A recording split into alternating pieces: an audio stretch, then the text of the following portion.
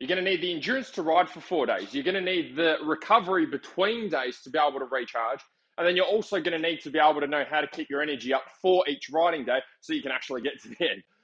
So what I'm going to do in this video is show you how to combat all three of those things so that you can have a little bit more confidence going into the 4-day here in Perth in Harvey. So first thing, endurance to ride for 4 days. Now, there's a whole heap of training stuff that we can do, and I bang on about heaps of training stuff on my channel. But the main thing is you need to be getting a reasonable amount of bike time. Like 4 days on the bike in a row is no joke, okay? Most of us only go riding, say, once a week, once every couple of weeks. So you need to be able to maximize your bike time.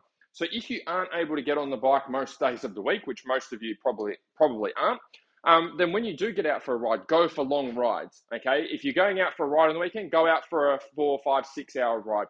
Do a full day of riding. Don't go out there and piss fight around with your mates and have breaks every half an hour and only end up accumulating half hour, an hour of riding, because it's not going to have a very high level of transfer over to the 4-day. So first thing is bike time. Second thing is recovery between the days. That's probably the most important. So look at your body as a fuel tank, right? On day one, you're at 100%. Now, our goal is to try and top that fuel tank up back as close to 100% as we can each and every single day. So each day out of those 4 days, we can start back at 100 or as close to 100 as we can get. The problem is if you stuff up the recovery and you start off on day one at 100%, and let's say you finish day one at 80%, that means you start day two at 80%. Now, that might not be too bad on day two, but once you get to day three and you drop another 20% and you're down at 60, and then you get to day four and you're down at 40, that's when you're really going to be noticing that you're like, hey, I probably should have done some work or put a little bit more prep into this. That's when all your goals for where you want to finish up start to go out the window and you're going, shit, I just want to survive now. I just want to be able to finish. So how do you improve your recovery? This is where nutrition comes in. So at the end of each riding day, you want to make sure that you're getting plenty of food in. Now, obviously, while you're riding, you're not going to be getting much food in because your body's in a stressed response, okay? It's riding, it's exerting itself physically. Even if you did shove a whole heap of food in while you're riding, you're not going to digest it. It's just going to sit there, okay, until your body calms down. So the best time for us to get a whole heap of food and nutrients in is at the end of the day. We want to make sure that we're getting plenty of protein in, okay? Get meat in, steak, chicken, pork, any of your favorite cuts of meat. Get plenty of protein in to help your body repair and recharge. The other thing that we want to be getting in is carbohydrates, okay? We can use things like mashed potato, we can use sweet potato, we can use rice, brown rice, we can use quinoa, we can use pumpkin. We want to make sure we're getting plenty of those in at the end of the day. One of the things that a lot of riders battle with is you're burning a lot of calories through these big rides, and you're probably not used to burning that many calories. So we've got to try and replace them as best we can, but we've only got a short window to do that because we're spending a lot of the day riding. So you can start to use liquid calories. Way you can use liquid calories is you can use like carbohydrate drinks. Another great one is choc milk. Okay, you can have your normal food, and then to fill in the gaps in your stomach, so to speak, you can use choc milk, which is also very high in calories, which will help you to recharge.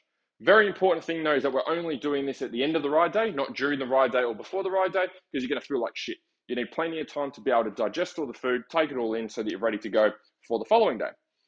Third thing is you need to keep your energy up, okay, when you're riding. Now, easier said than done. What you want to do here is work on getting as much carbohydrates in as we can throughout the day, preferably in liquid form. Reason we want to use liquid form and not real food, again, is because your body is in a stressed response, okay? The reason it's in a stress response is because it's physically exerting itself. Probably not going to feel like eating food. And again, if you try and shove it in, you're not going to digest it and get the nutrients and energy that you need anyway. So if we can use as many liquids as we can during the day to get our nutrients in, it's going to be easier to digest and give us more energy. So how do we do this? Use a carbohydrate drink, use things like Powerades and Gatorades. So instead of just using your Camelback and sticking a whole heap of water in there, get your carbs in and get your electrolytes in by using a carb drink, by using Gatorade, by using Powerade. You want to have roughly 45, 50 grams of carbs going in for every hour of riding. So if you're doing, say, 6 hours of riding, okay, that's going to be roughly probably 6 to 8 bottles of Powerade, 600 ml bottles of Powerade that you're going to be having over that ride. So it's a fair bit of Powerade, it's a fair bit of liquid to be able to take in, but that's what's required for your body to be able to operate at its best. So they're the top three things. First of all, make sure you get some long distance rides in when you do go riding. Don't piss fight around doing short stuff and then expect to be able to ride 4 days with ease. Second thing is recovery between riding days. Get plenty of calories in at the end of the day. Use choc milk or use milk if you have to, if you can tolerate it, to get plenty of calories in.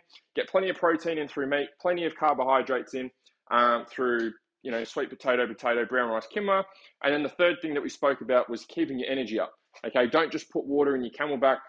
Put a carbohydrate drink in there, put some Powerade or Gatorade in there to replace your carbs, keep your energy up all the way through, and then we can have a nice big meal at dinner time. If you'd like some help with this stuff, with getting fit, with dialing in your nutrition, going into the Australian 4-day Enduro, apply for my Fast Laps program below. Otherwise, hopefully you enjoyed this video.